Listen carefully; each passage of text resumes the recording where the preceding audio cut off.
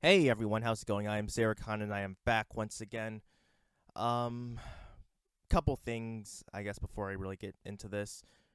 First thing off, my computer is currently not doing so well right now, so uh, I'm not really able to get any new gameplay footage. So I'm really just going to be recycling recycling video game footage from the past that I've used just for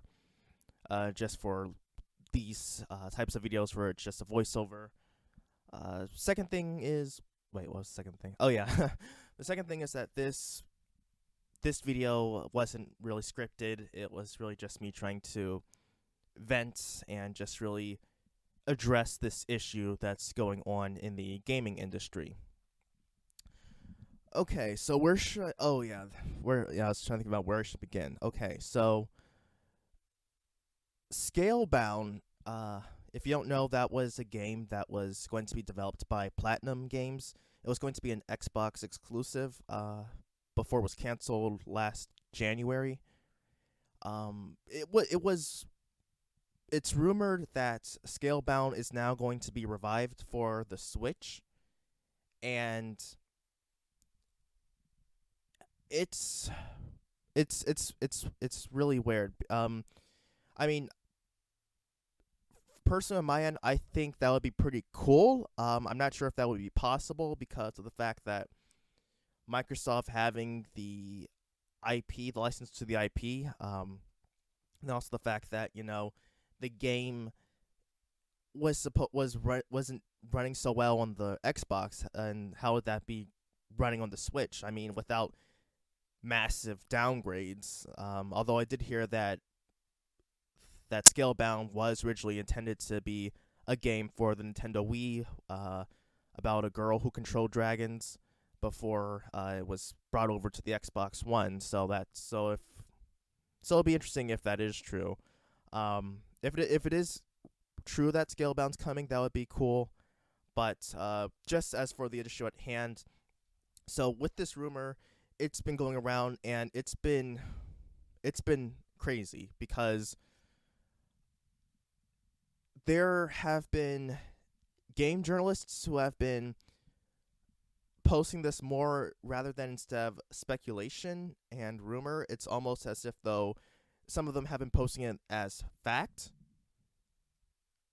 or something that's likely to happen. And then there are the fans who are taking this as fact. And I want to address both of them because this type of thing cannot continue. I'm sorry, but this is not how it's supposed to work. You know, game journalists are supposed to have integrity, and they're supposed to report facts, information, and potential things like rumors, for example, and they're supposed to be labeled as such.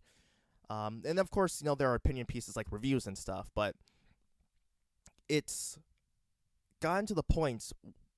I mean, this is things have been just going downhill with the games journalism because games journalists have been really this past year. I mean, if you watch Young Ye's channel, uh, he has been talking about stuff with games journalists and even had a certain editor from Kotaku. Goodness, Kotaku. He even had debate with him, because it was all about loot boxes, microtransactions, and you know that editor was saying the fact that gamers are entitled because of stuff like that, and also because of Diablo Immortal and stuff like that, and for crying out and like saying that we're entitled because we're voicing our opinions over something we don't want, and and because of that, and also the fact that games journalists are also pushing their own special political agendas and stuff like that. It's ridiculous. That's not what games journalism is supposed to be about. It's not supposed to be about pushing your own bias or your own political view. You're supposed to be just reporting the facts about games. That's all. That's what it's about. I remember when I was younger, getting my very first gaming magazine. That was the 250th edition of Nintendo Power, and I was like, wow, this is pretty cool. Like, I've heard of Nintendo Power, but I never subscribed to them before. But I was just in Target and I saw a copy and I bought it.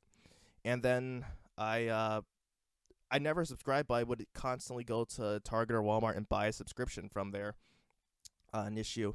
And then eventually, after that was over, I went. I upgraded from at a GameStop. I upgraded my membership to the Pro, and I was able to get the Game Informer magazine, and I still have that to this day. Now, because of all the stuff with games journalism stuff, I'm really considering just dropping my subscription and not renewing it in, I think, May. But that's just the state of how things have come. It went from having integrity and just reporting the news, and having some fun discussions, to being, oh wow, this game is not including what I want, or hey, let's talk about this one thing which isn't really about gameplay. It's just about this one political view or something like that. It's really disgusting.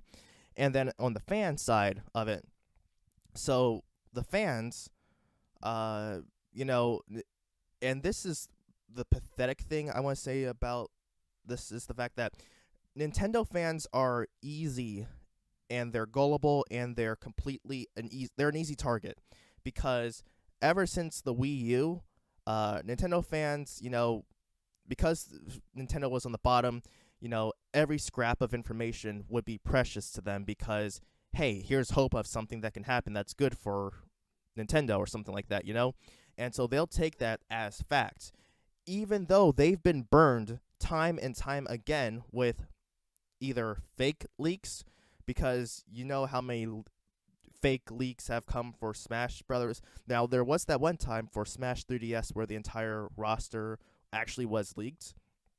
And, there was some speculation about that.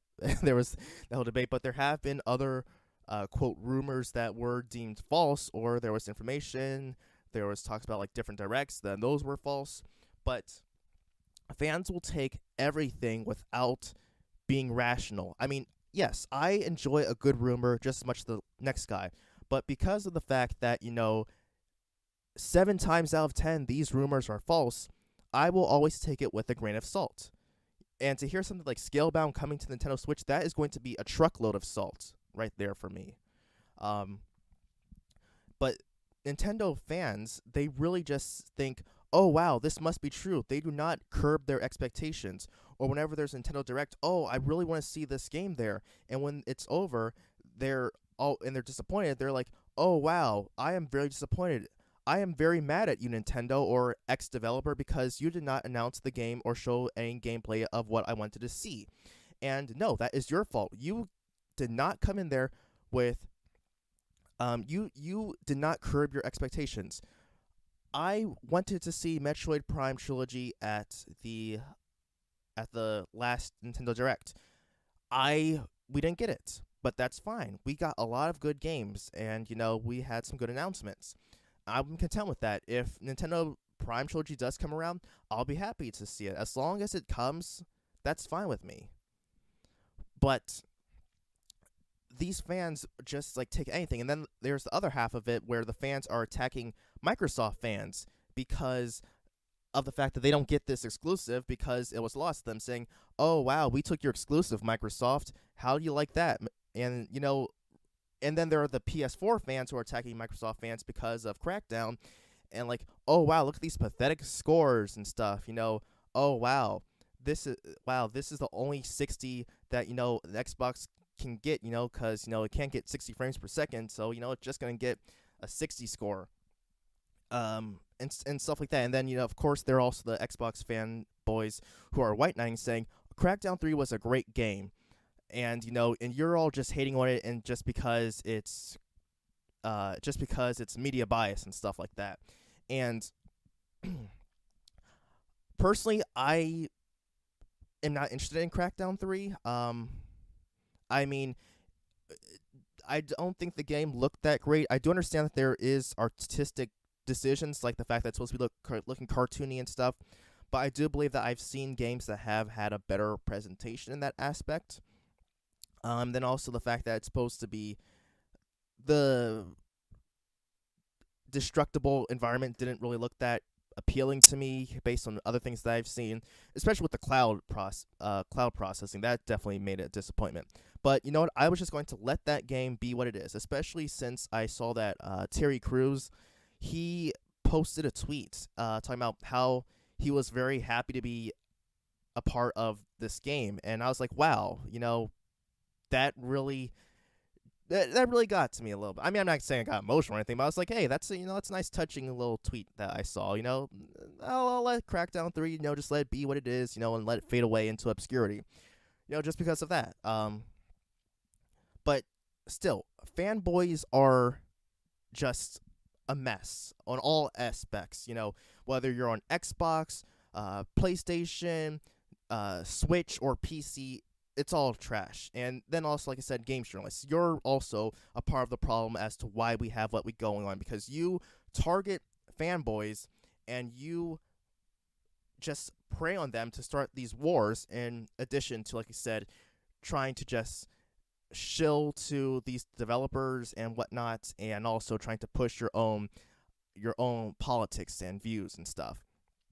In fact, if I had to lump fanboys who like to attack other fans just because they don't have the same console or PC or platform that they have, and the games journalists, if I had I think it's called a Geiger counter, to just to analyze and calculate how much of radioactive trash they are, they would be right above Activision and EA. That is how bad these are. I mean, it's just wow. But yeah, I mean, I'm probably gonna get some flack for it, but I don't care. I just think that this type of thing needs to be addressed, because games journalists really need to just get their act together, because YouTubers could very well replace them. I mean, we've got game journalists like Spawnwave Media, who a game developer personally came to him and gave him information about stuff that was going to go down. I can't remember what, I think it was for I can't remember what game it was, but he was personally contacted. So the fact that we are getting YouTubers now who can bring the information to us shows that we do not need these game journalists as much as they think we need them. And also, fanboys, they really need to just, get over themselves, get over their platform, and just have a good time gaming. All right? Because I just want to game. All right? And the fact that, we have to have these wars is ridiculous. Growing up, I didn't experience all of this. I first went to my cousin's house. They had a Super Nintendo, which got me into gaming and got me into Nintendo. Later on, they had a PlayStation 2. I go with another friend's house. He had an Xbox and a PS2 and a GameCube. Game there. I grew up, I initially just had like an N64 for a long time before getting a GameCube. That was my thing. Go to another friend's house. He had a PS1, then a PS2, and a Wii, and then a PS3. We didn't care about the consoles. We just wanted to play games, and that's all it should be. And it doesn't matter if you're a male or a female, you're a gamer as much as I am. All right? And that's also another thing, like girl gamers, I personally don't think that term should be really used. I mean, yeah, you can use it just to say, just if you wanted to make a point, but they're gamers, just like I'm a gamer. And yeah, I mean, like it's this sort of thing that's going on that almost made me just want to quit gaming. I think last year or the year before, just because of how pathetic the industry was.